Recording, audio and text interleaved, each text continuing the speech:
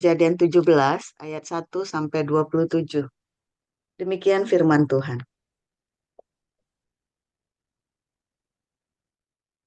Ketika Abram berumur 99 tahun, maka Tuhan menampakkan diri kepada Abram dan berfirman kepadanya, "Akulah Allah yang Maha Kuasa. Hiduplah di hadapanku dengan tidak bercela. Aku akan mengadakan perjanjian antara aku dan aku akan membuat engkau sangat banyak." Lalu sujudlah Abram dan Allah berfirman kepadanya, "Dari pihakku, inilah perjanjianku dengan engkau. Engkau akan menjadi bapa sejumlah besar bangsa. Karena itu, namamu bukan lagi Abram, melainkan Abraham. Karena engkau telah kutetapkan menjadi bapa sejumlah besar bangsa. Aku akan membuat engkau beranak cucu sangat banyak. Kau akan kubuat menjadi bangsa-bangsa, dan daripadamu akan berasal raja-raja. Aku akan mengadakan perjanjian antara aku dan engkau serta keturunanmu turun-temurun menjadi perjanjian yang kekal, supaya aku menjadi Allahmu dan Allah keturunanmu. Kepadamu dan kepada keturunanmu akan kuberikan negeri ini, yang kau diami sebagai orang asing, yakni seluruh tanah Kanaan akan kuberikan menjadi milikmu untuk selama-lamanya, dan aku akan menjadi Allah mereka. Lagi firman Allah kepada Abraham, "Dari pihakmu, engkau harus memegang perjanjianku. Engkau dan keturunan turun-temurun. Inilah perjanjianku yang harus kamu pegang. Perjanjian antara aku dan kamu serta keturunanmu, yaitu setiap laki-laki di antara kamu harus disunat. Haruslah dikerat kulit katannya, dan itulah akan menjadi tanda perjanjian antara aku dan kamu. Anak yang berumur 8 hari haruslah disunat, yakni setiap laki-laki di antara kamu turun-temurun, baik yang lahir di rumahmu maupun yang dibeli dengan uang dari salah seorang asing, tetapi tidak termasuk keturunanmu. Orang yang lahir di rumahmu dan orang yang engkau beli dengan uang harus disunat, maka dalam dagingmulah perjanjianku itu menjadi perjanjian yang kekal. Dan orang yang tidak disunat, yakni laki-laki yang tidak dikerat kulit katannya, maka orang itu harus dilenyapkan dari antara orang-orang sebangsanya. Ia telah mengingkari perjanjianku. Selanjutnya, Allah berfirman kepada Abraham, "Tentang istrimu Sarai, janganlah engkau menyebut dia lagi Sarai, tetapi Sarah. Itulah namanya. Aku akan memberkatinya, dan daripadanya juga aku akan memberikan kepadamu seorang anak laki-laki. Bahkan aku akan memberkatinya, sehingga ia menjadi ibu bangsa-bangsa, raja-raja bangsa-bangsa akan lahir daripadanya." Lalu tertunduklah Abraham dan tertawa, serta berkata dalam hatinya, "Mungkinkah bagi seorang yang berumur 100 tahun dilahirkan seorang anak? Dan mungkinkah Sarah yang telah berumur 90 tahun itu melahirkan seorang anak?" Dan Abraham berkata kepada Allah, "Ah, sekiranya Ismail diperkenankan hidup di hadapanmu." Tetapi Allah berfirman, "Tidak, melainkan istrimu Sarah lah yang akan melahirkan anak laki-laki bagimu, dan engkau akan menamai dia Ishak. Dan aku akan mengadakan perjanjianku dengan dia menjadi perjanjian yang kekal untuk keturunannya. Tentang Ismail, aku telah mendengarkan permintaanmu. Ia akan kuberkati, kubuat beranak cucu dan sangat banyak. Ia akan memperanakkan 12 raja, dan aku akan membuatnya menjadi bangsa yang besar. Tetapi perjanjianku akan kuadakan dengan Ishak, dan akan dilahirkan Sarah bagimu tahun yang akan datang pada waktu seperti ini juga." Setelah selesai berfirman kepada Abraham, naiklah Allah meninggalkan Abraham. Setelah itu Abraham memanggil Ismail anaknya dan semua orang yang lahir di rumahnya, juga semua orang yang dibelinya dengan uang, yakni setiap laki-laki dari isi rumahnya. Lalu ia mengerat kulit katan mereka pada hari itu juga, seperti yang telah difirmankan Allah kepadanya. Abraham berumur 99 tahun ketika dikerat kulit katannya. Dan Ismail, anaknya, berumur 13 tahun ketika dikerat kulit katannya. Pada hari itu juga Abraham dan Ismail, anaknya, disunat. Dan semua orang dari isi rumah Abraham, baik yang lahir di rumahnya maupun yang dibeli dengan uang dari orang asing, disunat bersama-sama dengan dia. Galatia 5. Beginilah kebenaran firman Tuhan, supaya kita sungguh-sungguh merdeka. Kristus telah memerdekakan kita. Karena itu berdirilah teguh dan jangan mau lagi dikenakan kuk perhambaan. Sesungguhnya aku, Paulus, berkata kepadamu, jikalau kamu menyunatkan dirimu, Kristus sama sekali tidak akan berguna bagimu. Sekali lagi aku katakan kepada setiap orang yang menyunatkan dirinya, bahwa ia wajib melakukan seluruh hukum Taurat. Kamu lepas dari Kristus, jikalau kamu mengharapkan kebenaran oleh hukum Taurat. Kamu hidup di luar kasih karunia. Sebab oleh Roh dan karena iman, kita menantikan kebenaran yang kita harapkan. Sebab bagi orang-orang yang ada di dalam Kristus Yesus, hal bersunat atau tidak bersunat tidak mempunyai sesuatu arti. Hanya iman yang bekerja oleh kasih. Dahulu kamu berlomba dengan baik. Siapakah yang menghalang-halangi kamu sehingga kamu tidak menuruti kebenaran lagi? Ajakan untuk tidak menurutinya lagi bukan datang dari Dia yang memanggil kamu. Sedikit lagi sudah mengkamirkan seluruh adonan. Dalam Tuhan aku yakin tentang kamu, bahwa kamu tidak mempunyai pendirian lain daripada pendirian ini. Tetapi barang siapa yang mengacaukan kamu, ia akan menanggung hukumannya, siapapun juga dia. Dan lagi aku ini, saudara-saudara, jikalau aku masih memberitakan sunat, mengapakah aku masih dianiaya juga? Sebab kalau demikian, salib bukan batu sandungan lagi. Baiklah mereka yang menghasut kamu itu mengebirikan saja dirinya. Saudara-saudara, memang kamu telah dipanggil untuk merdeka.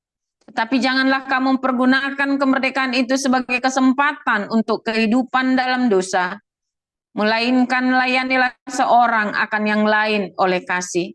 Sebab seluruh hukum Taurat tercakup dalam satu firman ini, yaitu kasihilah sesamamu manusia seperti dirimu sendiri.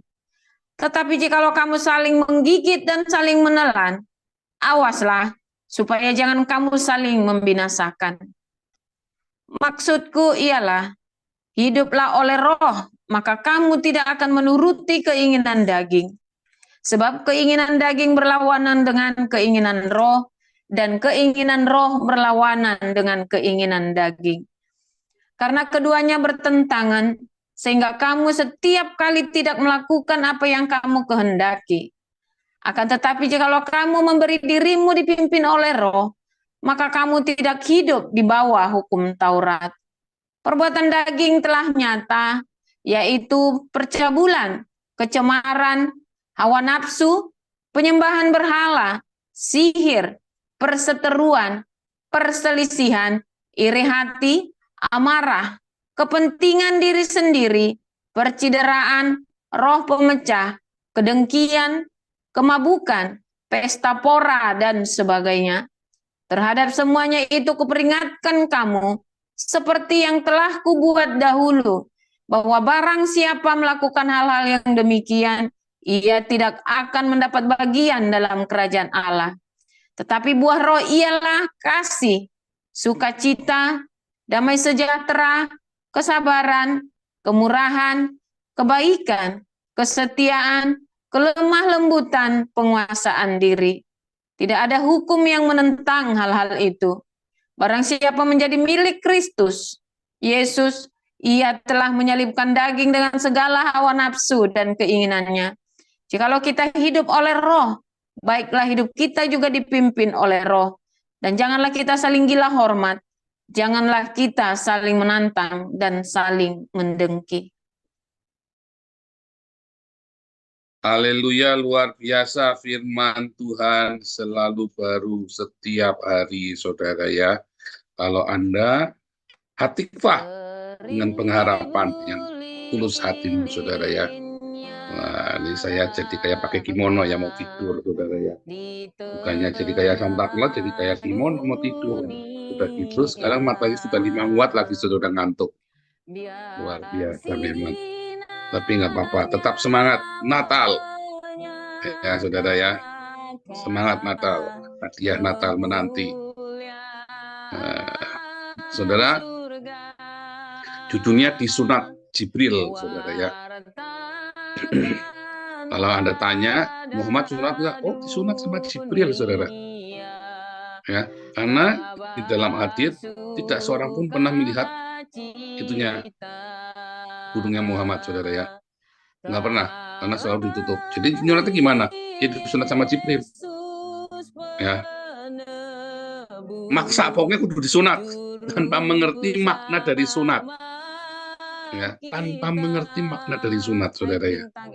Banyak orang sunat, ya, ya termasuk kami, anak-anaknya papi saya itu disunat dulu itu ya, karena takut sama orang Islam. bukan karena percaya sama Islam sama Muhammad, tapi karena takut. Dan kalau ada apa-apa gegeran lagi, gorok-gorokan, sembelihan, dibuka celananya, ya kan, hidungnya udah botak, udah elang botak. Si Waisi disunat. Kalau si Waisi dulu sunat, karena saya dulu pikirnya sunat itu sehat, gitu ya, kesehatan demi kesehatan. Nah, terus Waisi disunat. Lama-lama saya ngerti, ternyata sunat itu bukan masalah sehat, nggak ada urusannya dengan kesehatan. Tinggal dicuci, dibuka, waduh, kulupnya sudah dipotong, jadi elang botak kamu, elang botak. Pinggir-pinggirnya kan ada rambutnya, elangnya Amerika itu loh, saudara. Elangnya Amerika itu kan pinggirnya ada rambutnya gini, kepalanya botak gitu kan. Elangnya sih masih botak. Aduh, udah telanjur ya, ya, bilang udah botak. Aduh. Tapi intinya, saudara ya, sunat itu penting, saudara ya. Sunat itu penting bagi orang-orang di zaman Israel kuno, karena memang untuk kesehatan. Ya, di zaman itu sedikit air, tidak ada antibiotik, Jadi selain kamu tidak boleh gonta-ganti pasangan, ya enggak ya, tidak boleh gonta-ganti pasangan itu sebabnya kamu tidak boleh berzina, ya. Juga harus disunat supaya bersihnya gampang sehingga tidak mudah terkena penyakit kelamin. Orang satu bangsa kalau udah kena penyakit kelamin, Eropa itu pernah dilanda sipilis, saudara ya, wabah sipilis. Gara-gara mereka keliling dunia kemana-mana, mencelok di sana-sana ya kan, burung kakak tua mencelok di mana-mana, gitu, saudara ya. Nah, akhirnya ya, penyakit sipilis itu merajalela ya. Yang mati itu banyak, saudara. Sampai 500 tahun nggak ada obatnya. Sampai di Eropa itu banyak orang bentuk kayak monster. Ya. Karena sipilis itu kan kalau sudah parah mukanya mengalami ini kan, mengalami perubahan bentuk kan, kayak monster gitu kan, badannya, mukanya, tangannya, wah semua bisa ngeri ya. Kalau udah ngelihat apa itu film-film Eropa itu yang zaman kuno itu orang yang serem-serem itu kan, mitos-mitos itu malah sipilis itu, saudara ya. Dan anak itu bisa kena sipilis kalau orang tuanya sipilis terus malah sampai melahirkan, anaknya bisa kena sipilis lagi, sehingga terjadi mengalami malformasi tadi ya, kelainan bentuk makanya itu ya, jadi serem-serem begitu. Ingat itu yang pengkhianatnya yang di film 300 Spartan itu kan, aneh kan itu kan. Nah, itu bisa kena sipilis juga bisa itu ya, bisa kena sipilis, ngeri ya, nggak ada obatnya. Dan zaman itu belum ada antibiotik sampai ditemukannya penisilin ya, baru sipilis bisa diberantas sampai sembuh ya, saudara ya. Wah, itu ngeri ya, 500 tahun saudara Eropa itu kena sipilis nggak bisa sembuh. Ya dikutuk kayak kena kutuk gitu ya. Nah, tetapi yang paling luar biasa, saudara, kita jadi mengerti kenapa harus disunat dulu. Karena memang untuk supaya bersih. Selain supaya bersih, supaya saudara apa? Anda selain disunat, Anda tidak boleh poligami, tidak boleh gonta-ganti pasangan. Ya, makanya setelah Eropa bertobat, mereka menjadi negara yang kuat karena nggak banyak yang kena penyakit kelamin. Ya, itu ya, serem ya, saudara ya. Nah, saudara, jadi sunat itu menjadi lambang apa? Menjadi lambang dikhususkan, kita dibersihkan, disucikan. Sunat itu menjadi penting di zaman itu, ya, supaya ini menjadi orang yang khusus, orang yang sehat, orang yang baik, orang yang sudah dibersihkan, ya, dibersihkan, jadi bersih kan. Tapi sunat itu harus dibagi, bukan sudah besar baru disunat, ya. Yang 14 tahun baru disunat itu cuma Ismail, saudara ya. Tetapi anak-anaknya Ismail disunat enggak? Ya. Anak-anaknya Ismail, orang Midian, ya. Orang Midian itu enggak disunat, saudara. Ya. Terima kasih Bapak, terima kasih. Ya, karena mereka tidak disuruh sunat. Yang disuruh sunat itu cuma yang tinggal di perumahan yang menerima janji Abraham, warisi sunat, ya. Kalau Ismail, anak-anaknya Esau disunat enggak? Orang Midian, anaknya Ketura sunat enggak? Ya, kalau tinggal sama Abraham ya, tapi begitu anak-anaknya dari Midian enggak disunat, saudara. Makanya yang menandakan mereka bukan sunatnya, tapi bulan-bulanannya, anting-anting bulan-bulan yang dengan dewa bulan sabit itu. Nah, sunat ini menjadi masalah besar, saudara ya, dari zaman Abraham sampai dengan zamannya Yesus. Setiap saat selalu diributin masalah sunat. Mau perang ributnya sunat, mau apa ributnya sunat, saudara. Ya, karena untuk menandakan orang ini boleh ikut perjanjian Abraham harus dengan sunat. Kalau nggak sunat, kamu bukan saudara. Nah, kalau nggak sunat, kamu bukan saudara. Kalau saya, Pak Harto, Andika, ya kan, Pak David, kita lambang persaudaraannya pakai ini, saudara, stempel Hello Kitty, saudara ya. Kalau orang Yahudi dengan sunat, kalau kita pakai stempel tato Hello Kitty. Bukan begitu maksudnya, saudara ya. Tapi itu yang membuat satu ikatan, samaan. Kalau mati cuma dibuka, udah sunat, berarti orang Israel. Nggak disunat, berarti dia lagi perang sama orang Filistin, berarti orang Filistin. Oh, ini berarti orang Amalek. Begitu sunat, berarti ini orang kita. Ya. Kalau orang-orang Ismail, ya pakai anti bulan-bulanan. Nah, jadi itu menjadi penanda primordial. Ya, kita ini saudara, sebangsa dengan sunat. Ya. Kemudian, saudara ya, tradisi sunat itu sampai zamannya Yesus dan zamannya orang Kristen. Orang-orang Kristen ini banyak yang orang pagan. Maka orang-orang pagan ini perlu disunat nggak? Nggak perlu. Tidak perlu lagi disunat.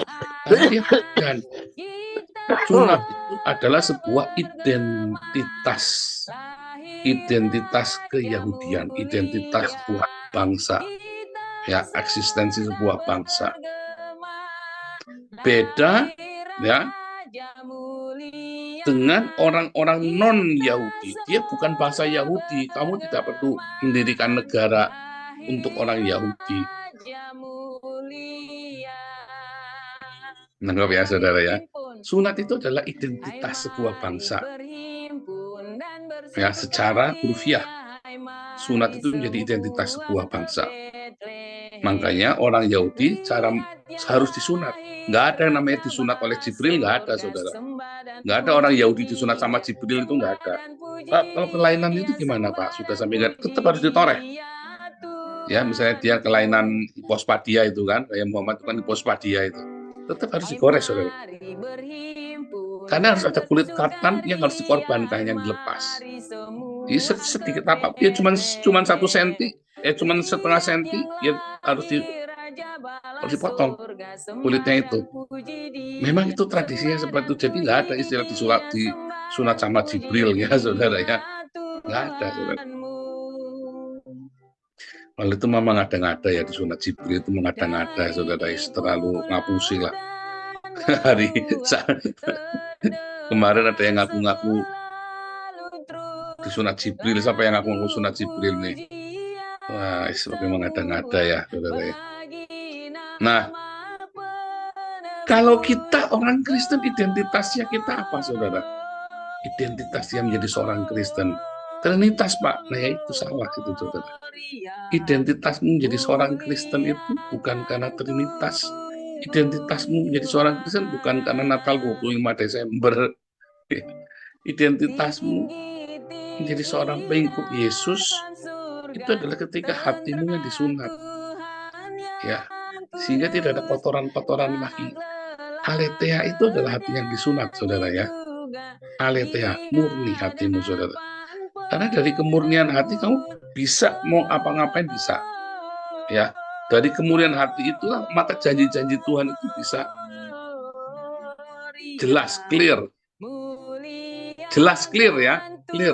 Kalau hatimu tidak murni, kamu nggak bisa dengar suara Tuhan jelas, itu nggak bisa, saudara. Kenapa? Berisik. Ya, karena berisik. Kalau hatimu tidak murni, kamu tidak bisa mendengar, membedakan yang benar dan yang salah. Hatimu kudu murni. Itulah sunat hati. Makanya, bahkan di dalam perjanjian lama, di dalam Ulangan 30 itu ya, ada sunat hati, saudara. Bukan cuma sunat fisiknya, sunat hatinya. Nanti kalau kamu sudah pergi ke ujung bumi, diserahkan ke ujung bumi, kamu nanti akan dikumpulkan, kamu harus disunat hatinya.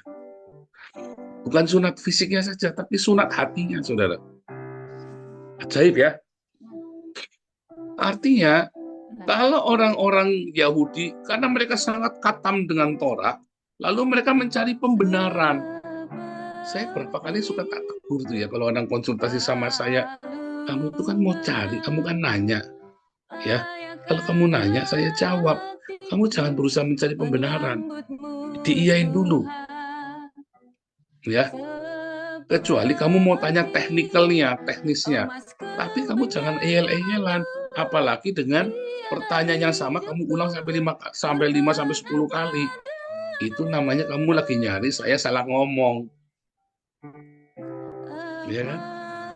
Banyak orang mendengar firman Tuhan, Karena dia mau cari pembenaran. Ya, dulu saya pernah cerita ya, ibu saya itu dia ditekan sama ibunya, suruh menikah sama orang lain, ya, gara-gara pacarnya dia itu Jiong, ya, dia itu sionya kelinci, pacarnya sionya naga, ya, pacarnya cantik sudah, cantik ya pramugari, Jiong mati nanti, wah, itu dia cari pembenaran, bisa ya ditengking dalam nama Yesus. Oh bisa ditengking dalam nama Yesus. Saya bilang begitu.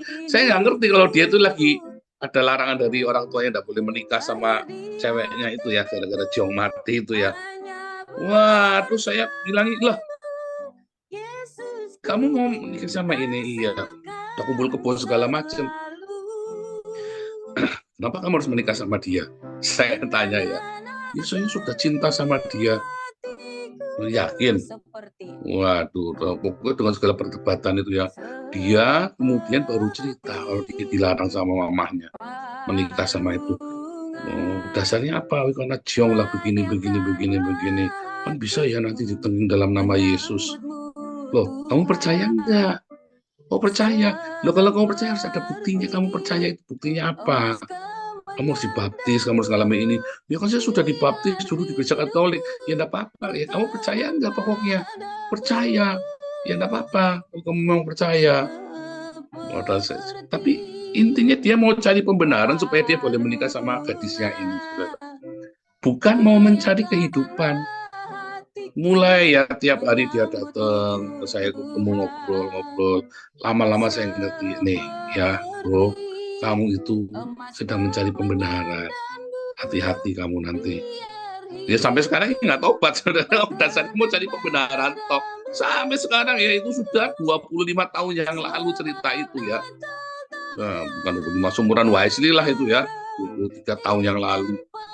Sudah 23 tahun yang lalu cerita itu, saudara ya. Seumuran Wesley itu pokoknya. Sampai sekarang dia belum bertobat. Dan dia menikah sama orang lain ya, saudara ya. Karena dia mencari pembenaran. Nah, firman Tuhan, ketika kamu dengar, itu kebenaran firman Tuhan, kamu bisa nggak ngerti, saudara. Nggak mengerti ya sama sekali kebenaran firman Tuhan. Walaupun sudah di depan mata, sudah diajarin tiap pagi, kan hati kamu kotor. Ya, makanya harus disunat hatinya itu. Ya, supaya dibersihkan hatimu itu, keluarkan kotoran-kotoran itu, saudara.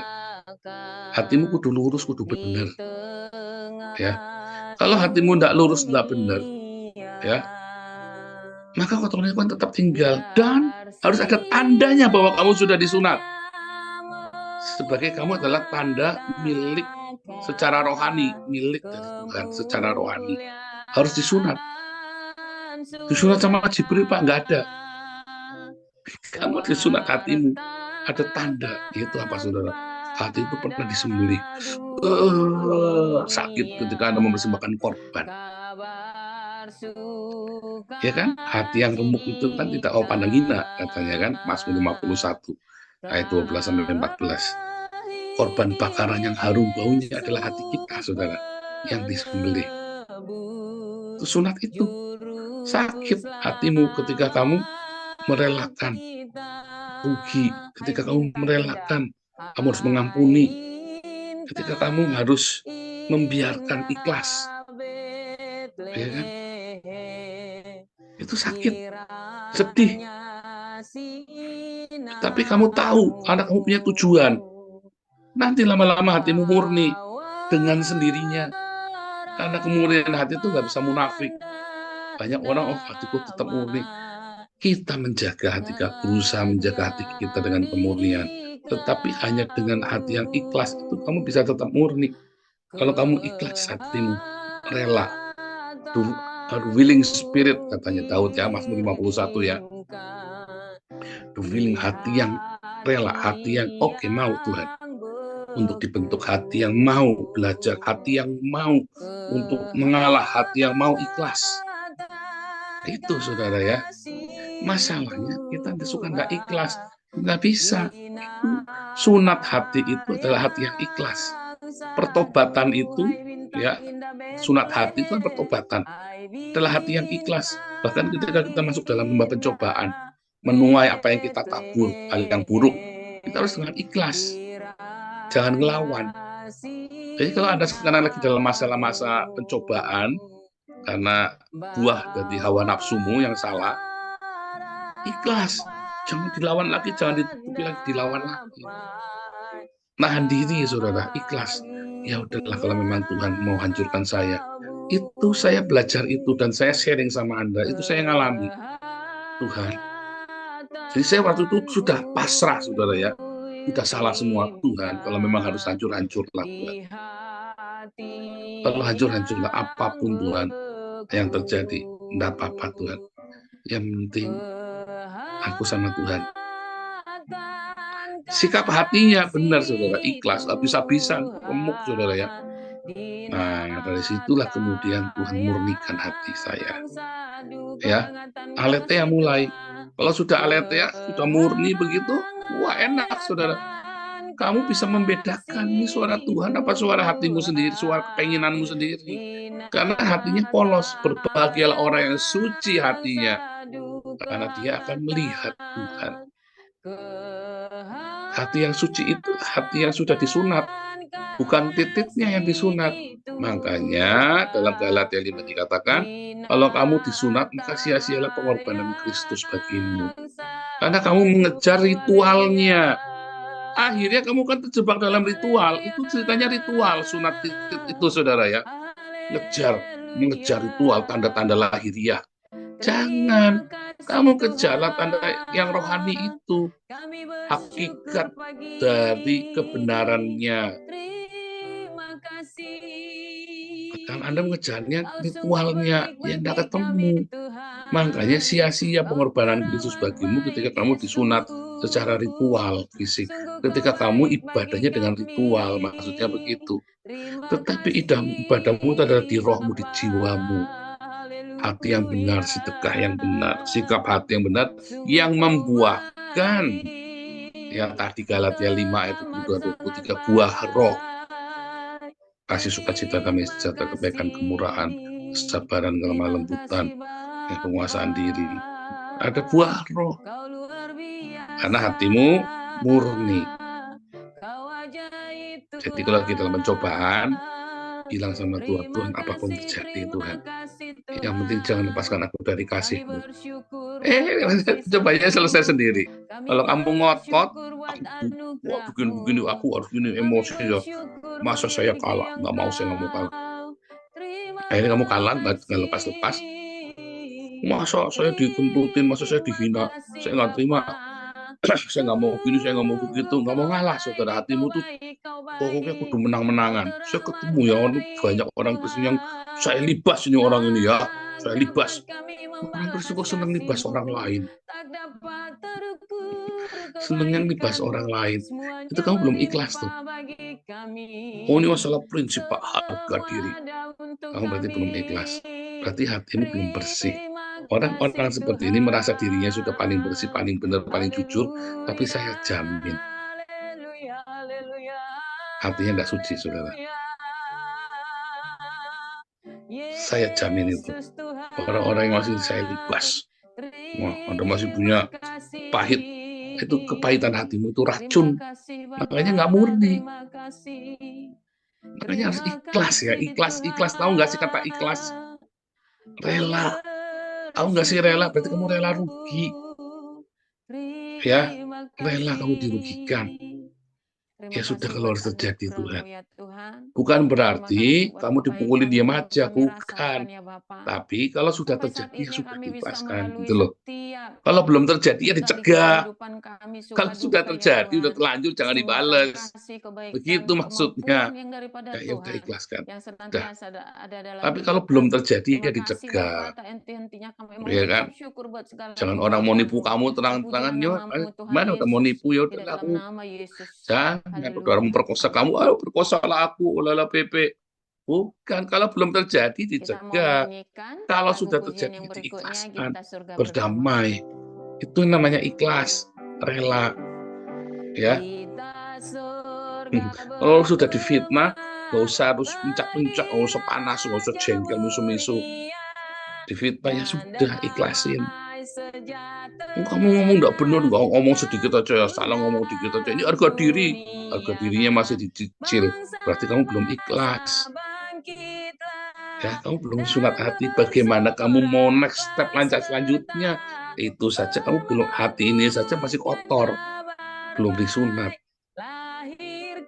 Makanya datang sama Tuhan Yesus, ya, biar Roh Kudus menyunat hatimu, biar Jibril menyunatmu, saudara ya, disunat hatinya.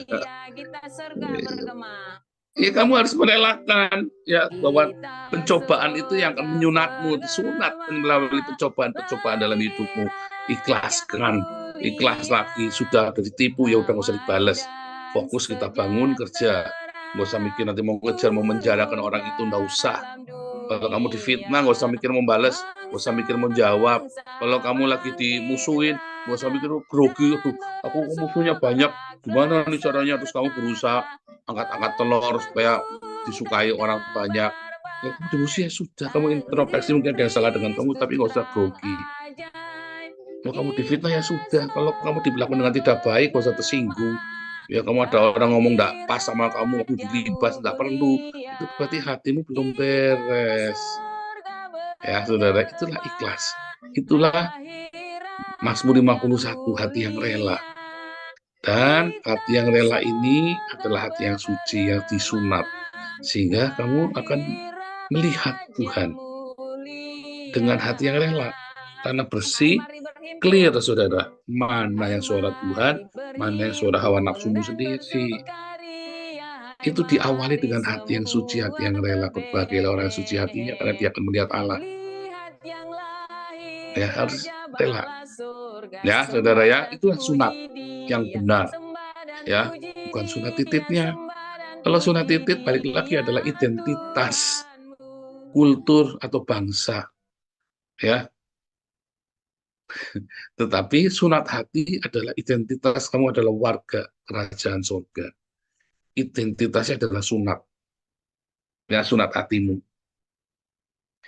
Ya, saudara ya, bukan sunat fisiknya, tapi hatimu disunat. Sehingga kamu adalah, itulah identitas bahwa kamu ini orang Yahudi rohani, orang Israel. Ya, orang Israel rohani, bahwa kamu adalah pengikut Yesus ketika kamu disunat hatimu. Ya, Tuhan Yesus memberkati.